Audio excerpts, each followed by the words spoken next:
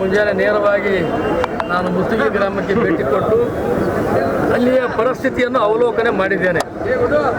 ಅಲ್ಲಿ ನಮ್ಮ ಜನರು ಕೋಲಿ ಸಮಾಜದವರು ಭಯಭೀತರಾಗಿದ್ದಾರೆ.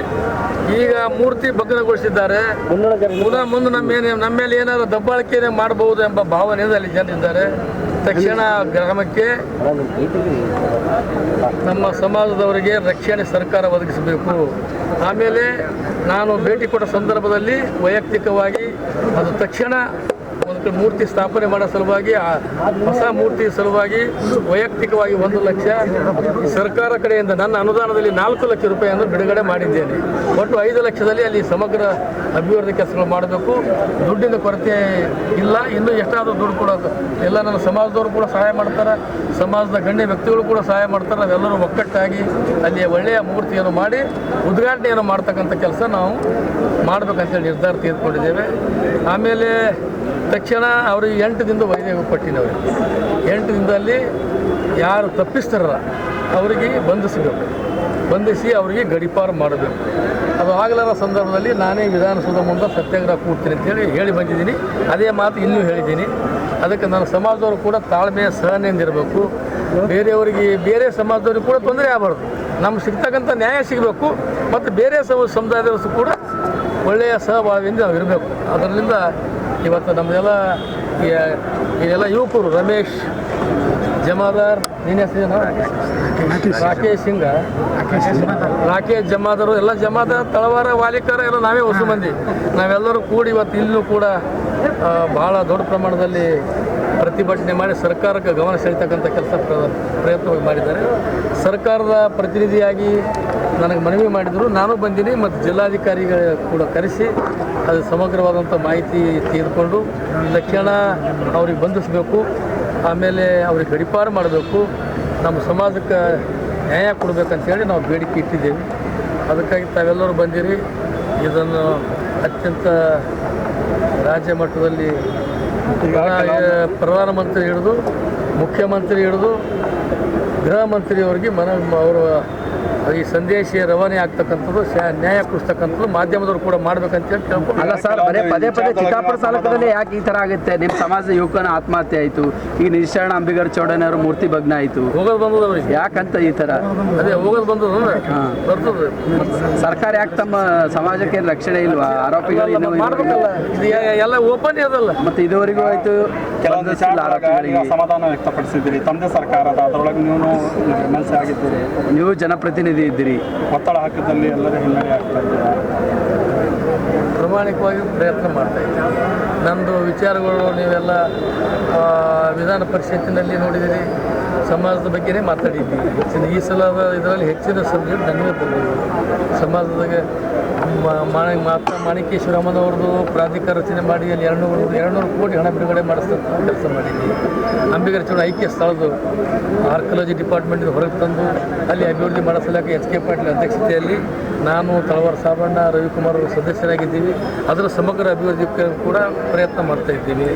ಆಮೇಲೆ ಅಂಬಿಗರ ಚೌಡ ಮೂರ್ತಿ ಸ್ಥಾಪನೆ ಮಾಡೋದು, ಗುಲ್ಬರ್ಗದಲ್ಲಿ ಈ ಗಾರ್ಡನ್ ಬಲ್ಲಿ ಮಾಡ್ಬೇಕಂತೇಳಿ ನಿರ್ಧಾರ ಮಾಡಿದ್ದೀವಿ. ಅದನ್ನು ಕೂಡ ಈ ವರ್ಷದ ಜಯಂತಿ ಒಳಗಡೆ ಯಾವುದೇ ಸಮಾಜಕ್ಕೆ ಅಡ್ಡಿ ಆತಂಕ ಬಂದರೂ ಕೂಡ ಇಲ್ಲಿ ಮೂರ್ತಿ ಸ್ಥಾಪನೆ ಆಗ್ತದೆ. ರಾಜ್ಯದಲ್ಲಿ ಕೂಡ ವಿಧಾನಸೌಧ ಮುಂದೆ ಕೂಡಬೇಕಂತ ನಮ್ಮ ಪ್ರತಿಪಾದನೆ ಇದೆ. ಅದಕ್ಕೂ ಕೂಡ ಆಗಲಿಲ್ಲ. ಅಲ್ಲೂ ಕೂಡ ಫ್ರೀಡಮ್ ಪಾರ್ಕ್ದಲ್ಲಿ 10 ಲಕ್ಷ ಜನ ಸೇರಿಸಿ ಅಲ್ಲೂ ಇಡೀ ಸಮಾಜದ ಒಂದೇ, ಎಲ್ಲರೂ ಒಂದೇ. ನಾವು ಸಮಾಜಕ್ಕಿಂತ ನಾವು ಯಾರು ದೊಡ್ಡವರಲ್ಲ. ಅವರೆಲ್ಲರಿಗೂ ವಿಶ್ವಾಸಕ್ಕೆ ಕರ್ಕೊಂಡು ಒಕ್ಕಟ್ಟಾಗಿ ಅಲ್ಲಿ ಬೆಂಗಳೂರಲ್ಲಿ ಕೂಡ ಫ್ರೀಡಮ್ ಪಾರ್ಕ್ದಲ್ಲಿ ಪ್ರತಿಭಟನೆ ಮಾಡಿ ಸರ್ಕಾರದ ಗಮನ ಸೆಳೆದು ಮೊದಲ ಸರ್ಕಾರದ ಪ್ರತಿನಿಧಿಯಾಗಿ ಸರ್ಕಾರಕ್ಕೆ ಕೇಳೋ ಪ್ರಯತ್ನ ಮಾಡಿ ಅದಾಗಲಿಲ್ಲ ಅಂದ್ರೆ ಮತ್ತೆ ಕಡೆ ಅವಧಿ 2ನೇ ಹಾದಿ ಅದೆಯಲ್ಲ. ಪ್ರಭಾವಿ ಜೊತೆ ಇರ್ತೀರಿ, ನಿಮ್ಮ ಸಮಾಜಕ್ಕೆ ಜಾಸ್ತಿ ನಿರೀಕ್ಷೆ ಇದೆ ಅಂತ. ಅವ್ರಿಗೇನು ಅದ, ನನಗೂ ಅದ. ನಾನೇನು ಇಲ್ಲ ಅಂತೀನಿ ನಿಮ್ಗೆ, ನನ್ನೂ ನಿರೀಕ್ಷೆ ಅದ. ಈ ಗುಲ್ಬರ್ಗ ಶಾಸಕರಿಗೆ ಏನಾಗಿದೆ ರೀ, ಇವ್ರು ಇಂಥ ಓಟ್ ಕೇಳಕ್ಕೆ ನಮ್ಮಲ್ಲಿ ಬರ್ತಾರೆ. ಎಷ್ಟು ಮಂದಿ ಶಾಸಕರ ನಮ್ಮ ಜನರು ಓಟ್ ನೋಡಿ ಆರಿಸಿ ಬರ್ತಾರೆ. ಅವಾಗ ಬಂದು ಮನೆ ಬಾಗಿಲಿಗೆ ಬಂದಿರ್ತಾರೆ, ನೀವು ಭಾಳ ಒಳ್ಳೆಯವರು, ನಿಮ್ಮ ಗುರು ವಿಶರಣಪ್ಪ ಅಂತ ತಾರೀಫ್ ಮಾಡ್ತಾರೆ. ಒಬ್ಬರ ಸ್ಟೇಟ್ಮೆಂಟ್ ಕೊಡಬೇಕಲ್ಲ, ಇದು ಹೀನ ಕೃತ್ಯ, ಇದಕ್ಕೆ ನಾ ಖಂಡನೆ ಮಾಡ್ತೇನೆ ಅಂತ ಒಬ್ಬರ MLAಗಳು ಹೇಳ್ಬೇಕಲ್ಲ, MLAಗಳು ಹೇಳ್ಬೇಕಲ್ಲ. ಇಲ್ಲಿ ಪಕ್ಷಾತೀತವಾಗಿ ರಾಜಕೀಯ ರಹಿತವಾಗಿ ಹೇಳ್ಬೇಕಲ್ಲ. ಅದಕ್ಕಾಗಿ ಅದಕ್ಕೆ ಬಗ್ಗೆ ನನಗೆ ಬೇಸರ ಅದ.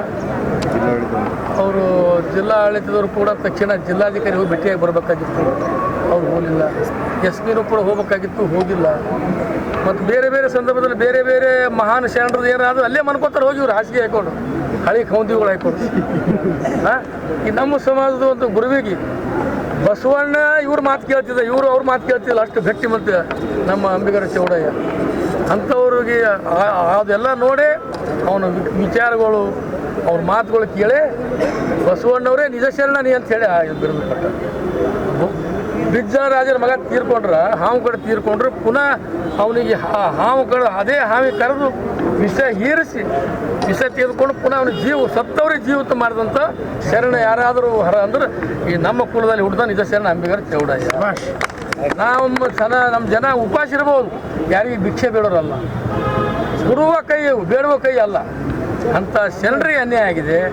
ಈ ಗುಲ್ಬರ್ಗ ಜಿಲ್ಲೆಯ ಶಾಸಕರುಗಳು ತಕ್ಷಣ ಪ್ರತಿಕ್ರಿಯೆ ನೀಡಬೇಕು, ಖಂಡನೆ ಮಾಡಬೇಕು. ಸಮಾಜಕ್ಕೆ ನ್ಯಾಯ ನಾವು ಒಬ್ಬನಿಗೆ ಕೊಡೋದಾಗಲ್ಲ. ಎಲ್ಲ ಒಬ್ಬನೇ ಒಂದೇ ಸಮಾಜದಿಂದ ಯಾವನು ರಾಜಕೀಯದಾಗ ಆಗೋದಾಗಲ್ಲ, ಯಾರು ಮಂತ್ರಿ ಆಗೋದಾಗಲ್ಲ. ಎಲ್ಲ ಸಮಾಜದವ್ರು ಸೇರಿದ್ರೆ ಒಬ್ಬ ತಮ್ದಂತಲ್ಲ ಸರ್, ತಮ್ಮದೇ ಸರ್ಕಾರ ಅದಲ್ಲ, ತಮ್ಮದೇ ಪಕ್ಷ ಸರ್ಕಾರ ಅದ. ಶಾಸಕರಿಗಿಂತ ಸರ್ಕಾರಕ್ಕೆ ಜಾಸ್ತಿ ಇದು ಇರುತ್ತೆ. ಸರ್ಕಾರದ ಮೇಲೆ ಒತ್ತಡ, ಸರ್ಕಾರದ ಮೇಲೆ ನೀವು ಒತ್ತಡ ಹೇರಿದ್ರೆ ಆಗ್ಬೋದಲ್ಲ ಅಂತ. ಇನ್ನು ಯಾಯನಮ್ಮನ ಹೇಳಂತ ಹೇಳ್ತೀವಿ, ಒತ್ತಡ ಹಾಕಿ ಹೊಸ ಮೂರ್ತಿ ಕಟ್ಟದ ಸರ್. ಈಗ ಕಿಡಿಗೇಡಿಗಳು ಏನು ಮಾಡಿರಲ್ಲ, ಅವ್ರ ಆರೋಪಿಗಳಿಗೆ ಶಿಕ್ಷೆ ಆಗಬೇಕಲ್ಲ. ಹೊಸ ಮೂರ್ತಿ ಕಟ್ಟಿದ್ರಿ ಮತ್ತು ಮೂರ್ತಿ ಮೇಲೆ ಭಗ್ನ ಮಾಡೋದು 100 ಪಟ್ಟ. ಇಲ್ಲಿ ಅವ್ರಿಗೆ ನಮ್ಮ ಸಮಾಜ ಸನಿಕ್ ಯಾರು ಬರಂಗಿಲ್ಲ. ನಮ್ಮ ಸಮಾಜ ಅಂದರೆ ಹೆದರ್ತಾರ. ನಾವು ಯಾರು ಸನಿಕ್ ಹೋಗಲ್ಲ, ನಮ್ಮ ಸನಿಕ್ ಬಂದ್ರೆ ಬಿಡಲ್ಲ.